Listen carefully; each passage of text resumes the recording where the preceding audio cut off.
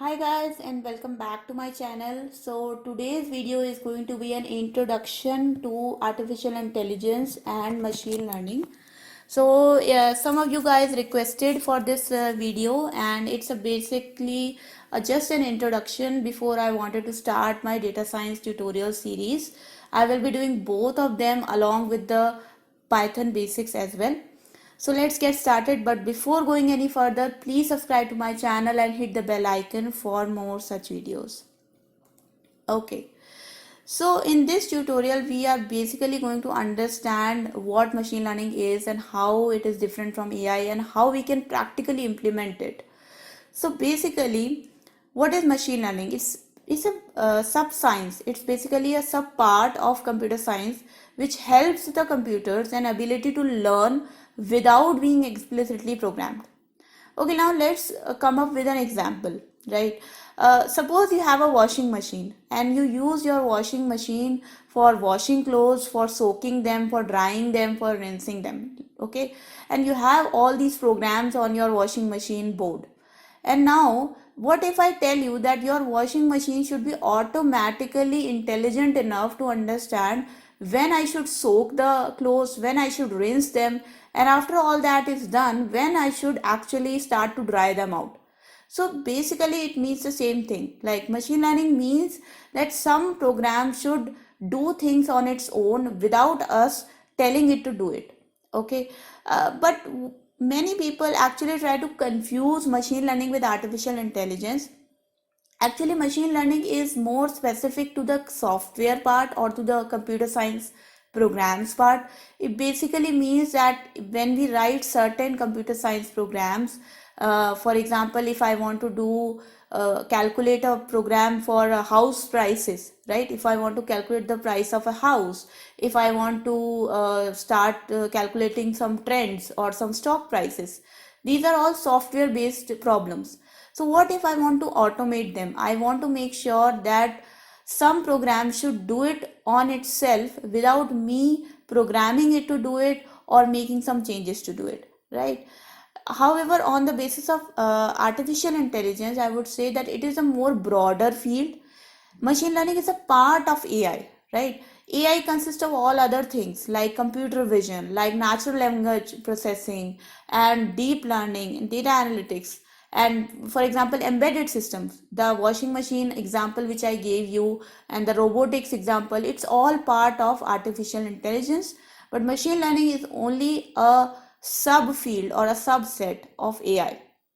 Okay, so I hope that is clear, and let me go to the next part. So now we've tried to understand the types of machine learning. Okay, so basically there are two types of machine learning. One is supervised learning and another is unsupervised learning. So first of all, both of these are exactly what they sound like.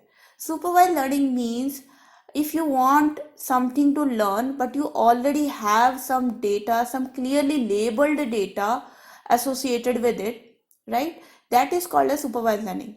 For example, if you have ever observed a baby, so how do babies learn? They actually watch us and then they imitate us and then they start doing the same thing. So basically, they already have some data with which they can get some information, and then they do the same and they recognize the patterns. So that's the same thing as supervised learning. In clear definition, I would just say that when we are trying to predict something or when we are trying to make our program learn something from a already labeled data, then it is called as supervised learning. Here we have a small example. So we have some animals here, and our problem is to identify if this animal is a duck or if it is not a duck. So in my supervised learning, I already have this data which is classifying that these two animals are duck and these two animals are not duck. I fed this data into my supervised learning algorithm, and then I created a model. Now, if some unseen animal or some unseen bird comes into my model, then this model will be able to predict that this animal is a duck or if it is not a duck, because this model has basically identified the patterns of the previous data it has learned on. Now come to the unsupervised learning. Unsupervised learning is definitely the more complex type of learning. Exactly like it sounds like, it basically means when you do not have a set of labeled data to learn from. So, in this example, how it is like we have this set of animals. We do not have any class label associated with them. What we are trying to do is on the basis of these features, we are just trying to put together in a same cluster. So for example, these three animals are having similar features. They are all having a beak, they are all having webbed feet, they are all having feathers. So we thought that because they have more similar features, let's put them together in one cluster. But these two animals are entirely different to each other, so we should put them in a different cluster. So that's how unsupervised learning works. It basically tries to find out the similarities between the data and then put them together in certain clusters, and then it is your job to basically label these clusters. For example, now I can name these animals as type of ducks or type of birds, and I can see that okay, this animal is a bit different, I will name something different. So the scientific naming conventions, if you have heard of that, that's how we name scientific families like canines or felines, because all of them have similar features to them. Okay, so I hope that is clear. Now we will just study a bit of detail about the type of techniques which are being used in supervised and unsupervised learning. So the first is supervised learning, and the two techniques which are generally used in supervised learning are classification and regression. So classification is basically the process of predicting a particular class label. So the problem is very simple. You have certain data points, but the result of those data points is actually occurring in a discrete set, in a particular set. For example, in the last problem, we were only trying to predict if this animal is a duck or if it is not a duck. So basically, if it is part of the pluses or if it is part of the circles. So basically, there are classes to choose from. But if we talk about regression, it is the process of predicting a continuous variable.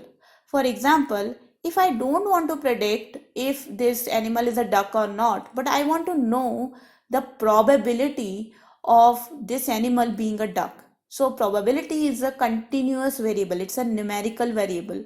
Or for example, if I want to predict the stock price, if I want to predict the house price, so all of these are continuous variable and they are not part of a particular category or a particular class. So in that case, we call it a regression. Now let's go to unsupervised learning techniques. Unsupervised learning techniques definitely are more complex than supervised, and basically we have three techniques here. The first technique is clustering. So as you can see clearly in this animated diagram, we have certain data points which are close to each other, and based upon how many data points we want to put in our cluster or how much smaller distance we want to accept, we basically create these clusters. Okay, and then it is our job to name these cluster or to label them or to do some analysis on them. So if I only want some data points which are like very close to each other, I will create these small clusters. If I want to include more data points, I will increase my threshold of the distance between them, and I will be able to create some larger clusters as well. The next technique is very important. It is called as anomaly detection. In this diagram, you can clearly see that we have a certain mesh of data points which are very much together in this circle. But there are certain data points which are absolutely away from them.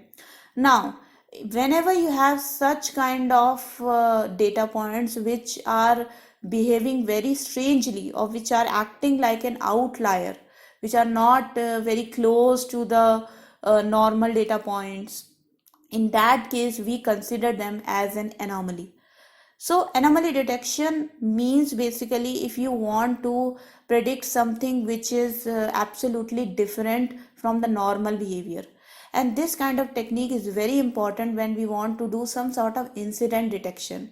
For example, if I say that I am a telecommunication company and I am trying to provide some communication services to people in some area, and in that area whenever there is a Monday or a Tuesday, then the traffic sources are abruptly high, right? So when that abrupt high traffic comes, obviously there is a likely congestion which can happen, which can lead to many people getting disconnected calls or many incidents being happening. So using this anomalous behavior, if we can actually predict the timeline of when these incidents are generally happening, then we are able to prevent it or maybe even find out a cause for it, right? So anomaly detection is very important and it is highly being used in the field of data science. Next comes the dimensionality reduction. Okay, I think the most important unsupervised learning technique so far which I have come across is dimensionality reduction. Why is it so? If you see both these graphs, you can see that both the graphs are plotted on a two-dimensional graph. So there is a x-axis, there is a y-axis. And what does that mean? It means that we have only two variables to understand a pattern between them. For example, in this case, we only have two variables like latency and the throughput.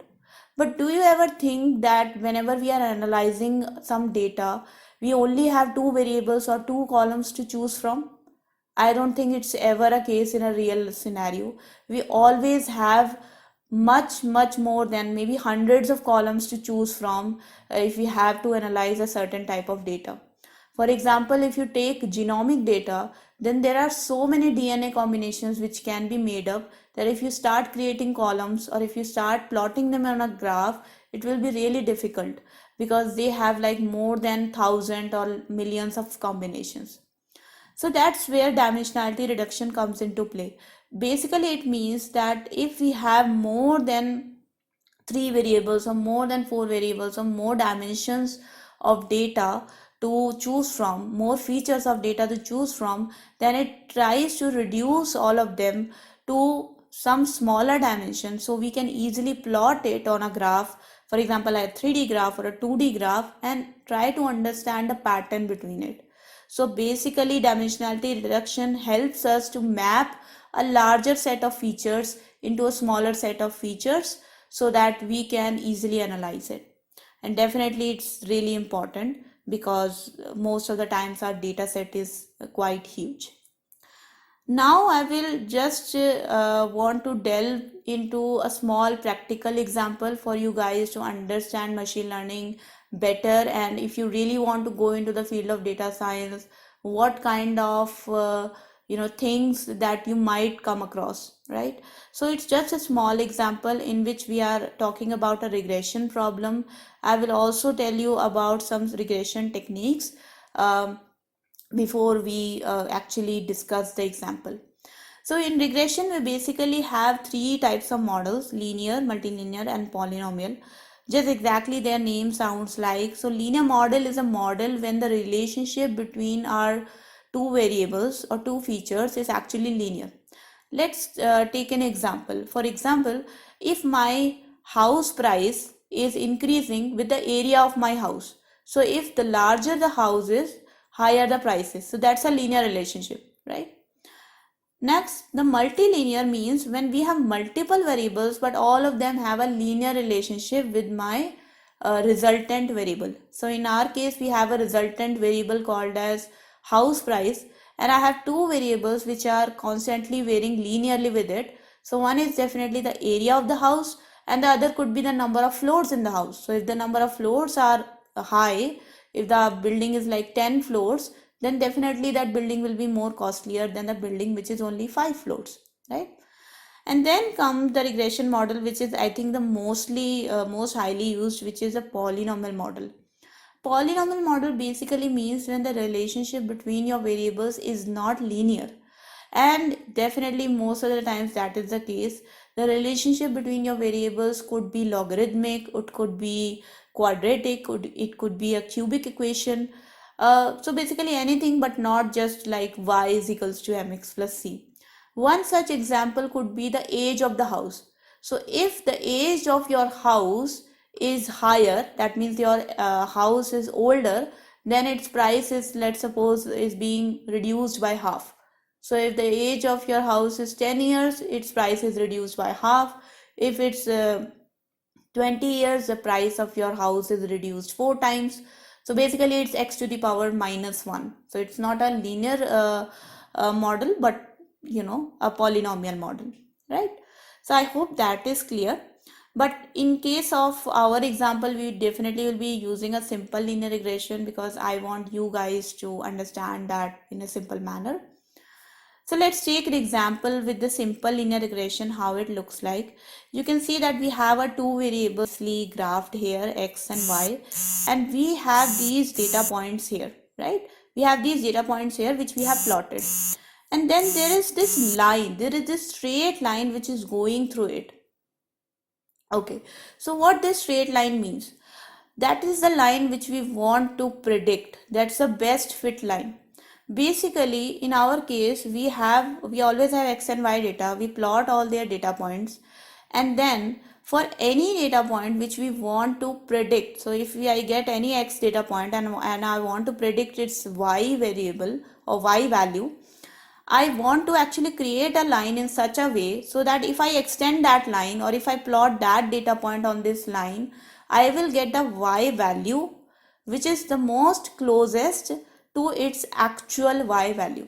Okay, so basically I want to create this green line here, which is the best fit line, in such a way that it is most closest to the actual data points, or the error between the points on the line and the error between the actual data points is very least, and this error is called as the cost of the model. Okay, so basically we want to minimize the cost of the model. So this red line here which you see, which is coinciding with the green line, is our predicted line. Okay, this is our prediction line, and what we are trying to do is we are continuously trying to predict the line in such a way that it actually becomes the best fit line, or it actually coincides with the best fit line, and it gives us the least error for this model. Let's understand this with a mathematical equation. So I think most of you guys are familiar with the equation called as y is equals to mx plus c. But in our tutorial, we mostly will be using y is equals to beta naught plus beta 1x. So what is beta naught or beta 1? So if you guys are familiar with mx plus c, you will know that in this line, c is actually the constant. And if this line was starting from 0, c would have been 0. But in this case, because it is starting from 3, our basically intercept will be 3. So beta naught is the intercept and beta 1 is the slope of this line. Okay, so in our case, this beta naught will be c and this beta 1 will be m. So this is the slope and this is the intercept. And what we have here is x. This is the data point or the feature which is known to us, and we want to predict y, which is the feature which is unknown to us. So using this equation, what we want to find out is beta naught and beta 1 in such a way so that when I put my x variable, when I substitute my x values in this equation, I should get this y, this predicted y, which is the most closest to its actual value. So what I want is beta 1 hat and beta naught hat in such a way so that my y hat, which is the prediction of y, should be the most closest to its actual y. That means my error should be the minimum, right? So this hat symbol basically denotes the estimated value, and I always want my estimates to be the most closest to my actual values. Okay, so I hope this is a bit clear to you. I know the math is a bit complicated, but I will try to explain you guys with the help of this small example, and I think it will be more clear. The example is to calculate the insurance premium.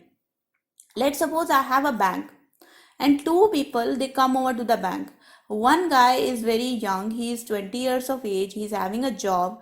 His salary is very low, it's only 20,000, but his savings are also low, which are 10,000, because definitely he just started earning.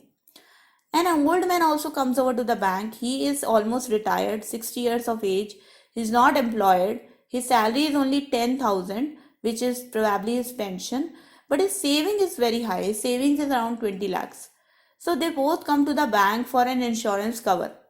And now the bank manager, who is a person who is definitely having a human brain to decide to what premium I should give these people the loan of 20 lakhs. The manager thinks that this guy is really young. He is definitely going to live a lot longer. So I can charge him a smaller premium amount of only 10,000, because if the guy is going to pay this 10,000 amount for 40 years or the next 50 or 60 years, the bank will earn more. And then the manager decide that I should charge a higher premium to the older man. Why? Because the older man might not be having a longer life. I mean, definitely to be hopeful, but he might not be living as long as the younger guy. So the bank will definitely earn less in case of the older man. So definitely the bank is going to charge him 25,000 quarterly. And believe me, that's the real case. So if you go to an insurance, a life insurance, higher your age is, higher will be your premium. So there is a linear relationship here with my age and with my premium value. And definitely there is a relationship between my employment and my salary and savings as well. But for now, we will consider that if only we take age variable into account, there is a linear relationship. Now let's suppose the manager goes into the vacation and there is some other person who is sitting into the bank who has to make this important decision of charging a premium to this guy. And this person needs help. And that's where our machine learning algorithm will come into picture. The machine learning algorithm will simply find the data of this guy. So he is 40 years of age, he is employed, he is having 45,000 salary, his savings is only 5 lakhs. So on the basis of this data, my machine learning algorithm will actually predict what premium should be charged to this person. And how my machine learning algorithm will predict it? On the basis of the previous data on which it learned itself. So my machine learning model actually knows that for a younger guy with certain salary, we have to charge a certain premium, and for an older guy with certain salary, certain savings, we have to charge a particular premium. So on the basis of that learning pattern, the machine learning algorithm actually decides that this person should be given an average premium value, which is 17,500. So now the person who is sitting into the bank actually got a help from a software algorithm. So what the machine learning algorithms usually do is they help in the decision making process. They are not to absolutely replace the humans, but definitely they help us in the decision making process and help us to make the process much more efficient and less error prone.